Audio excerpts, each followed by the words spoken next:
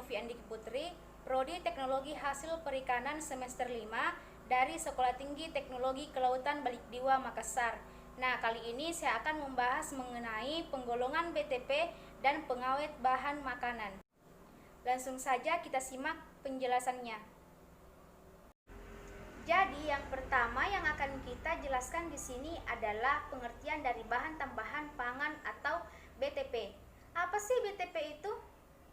BTP adalah bahan atau campuran bahan yang secara alami bukan merupakan bagian dari bahan baku pangan, tetapi ditambahkan ke dalam pangan untuk mempengaruhi sifat atau bentuk. Antara lain bahan pengawet, bahan pewarna, penyedap rasa, anti gumpal, pemucat, dan pengental. Nah, adapun beberapa penggolongan BTP. Penggolongan BTP yang diizinkan digunakan pada pangan menurut Peraturan Menteri Kesehatan Republik Indonesia adalah ada pewarna, pemanis buatan, pengawet, peraturan keasaman, pengemulsi, sekuestran, antioksida, anti kempal, penyedap rasa dan aroma, pemutih dan pematang tepung, dan pengeras.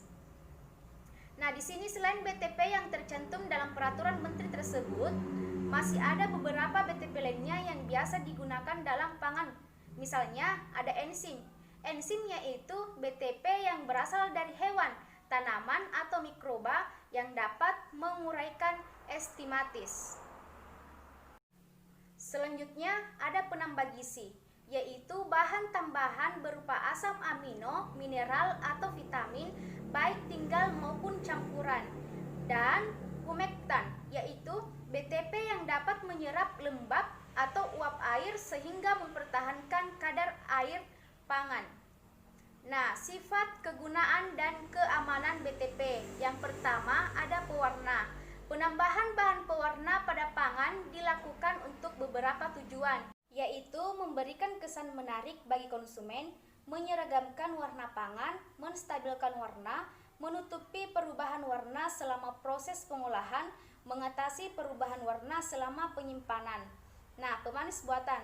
Di sini pemanis buatan itu rasanya lebih manis, membantu mempertajam penerimaan terhadap rasa manis, tidak mengandung kalori atau mengandung kalori yang jauh lebih rendah sehingga cocok untuk penderita penyakit gula atau diabetes.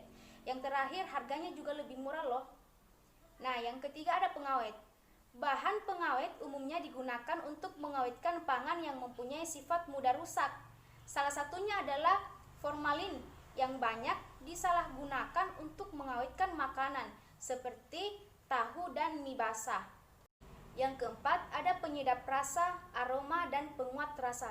Salah satu penyedap rasa dan aroma yang dikenal luas di Indonesia adalah vetsin atau bumbu masak, dan terdapat dengan berbagai macam merek di pasaran. Penyedap rasa tersebut mengandung senyawa yang disebut monosodium glumat atau MSG.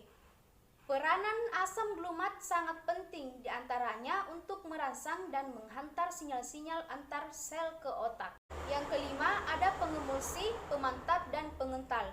Fungsi dari pengemulsi, pemantap, dan pengental dalam pangan adalah untuk menetapkan emulsi dan lemak dan air sehingga produk tetap stabil, tidak meleleh, tidak terpisah antara bagian lemak dan air, serta mempunyai tekstur yang kompak.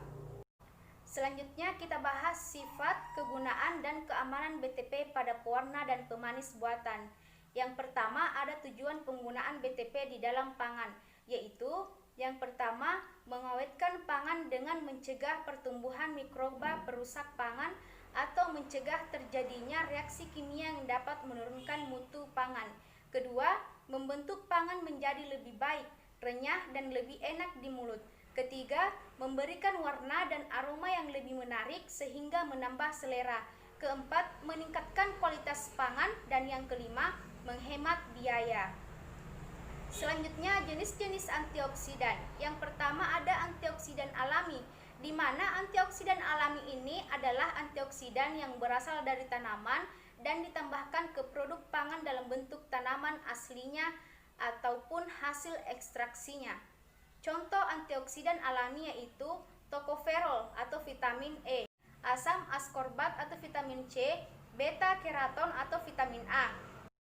Nah, antioksidan alami alami ini sendiri memiliki kelemahan, yaitu mudah rusak pada suhu tinggi sehingga saat produk pangan diolah atau dimasak, fungsi antioksidan yang terkandung dalam produk tidak dapat bekerja secara optimal.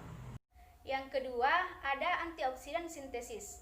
Antioksidan sintesis adalah antioksidan yang diperoleh dari hasil sintesis reaksi kimia dan diproduksi untuk tujuan komersial.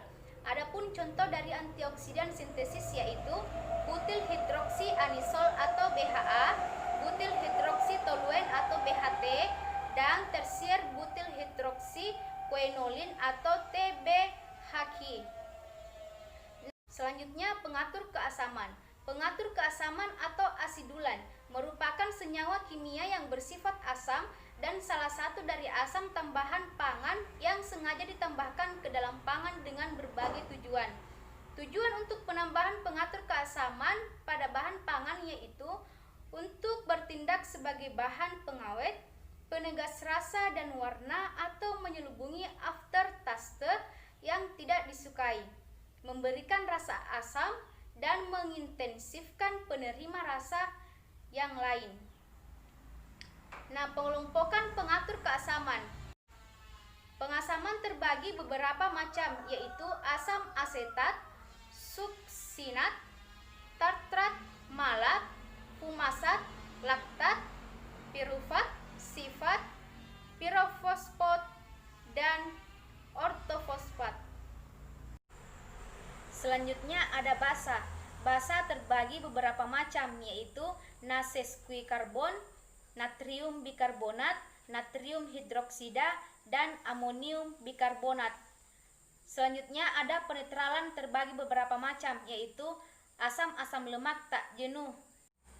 Selanjutnya ada fungsi penambahan penetral atau pendapar adalah untuk menjaga agar pH suatu bahan menjadi tetap. Pengatur keasaman ini biasanya digunakan di dalam bahan pangan seperti salad, margarin, baking powder, bir, roti, selai, jelly, natural cheese, es krim, bahan pangan yang dikalengkan seperti sarden, pangan bayi, sayuran, dan buah-buahan.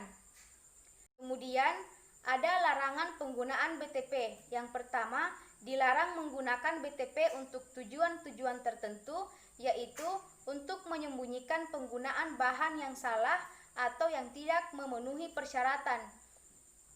Kemudian, untuk menyembunyikan cara kerja yang bertentangan dengan cara produksi yang baik untuk pangan, dan untuk menyembunyikan kerusakan pangan.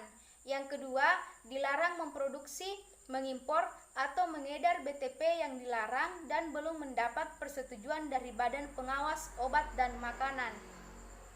Yang ketiga, dilarang mengedarkan pangan dan BTP yang diproduksi oleh produsen yang tidak terdaftar. Dan keempat, dilarang mengedarkan pangan dan BTP yang tidak memenuhi persyaratan tentang label. Yang terakhir, dilarang menggunakan BTP melampaui batas maksimum penggunaan yang ditetapkan untuk masing-masing pangan yang bersangkutan. Kemudian ada pengeras. Pengeras ditambahkan ke dalam pangan untuk membuat pangan menjadi lebih keras atau mencegah pangan menjadi lebih lunak. Bahan pengeras yang diisikan dalam bahan pangan yaitu ada kalsium glukonat, kalsium klorida, dan kalsium sulfat. Adapun dampak dari pengeras yaitu dapat menimbulkan gangguan pada sistem pencernaan yang dapat disebabkan oleh senyawa kalsium glukonat dalam bahan tambahan pangan pengeras. Juga gangguan hati yang disebabkan oleh senyawa kalsium sulfat dalam bahan tambahan pangan pengeras. Dan di sini kita juga membahas mengenai sekuestran, di mana sekuestran adalah bahan yang dapat mengikat ion logam pandangan sehingga memantapkan warna dan tekstur pangan atau mencegah perubahan warna pangan. Adapun di sini bahan sekuestran yang diizinkan digunakan dalam pangan adalah asam fosfat, isopropil sitrat, etilen diamin tetraasetat, monokalium fosfat, natrium pirofosfat, dan adapun juga dampak negatifnya yaitu pertumbuhan lambat pada anak dan remaja, penyembuhan luka yang lambat, tidak ada selera atau nafsu makan, dan kelelahan yang hemat serta kerontokan pada rambut. Sekian penjelasan saya mengenai penggolongan BTP dan pengawet bahan pangan.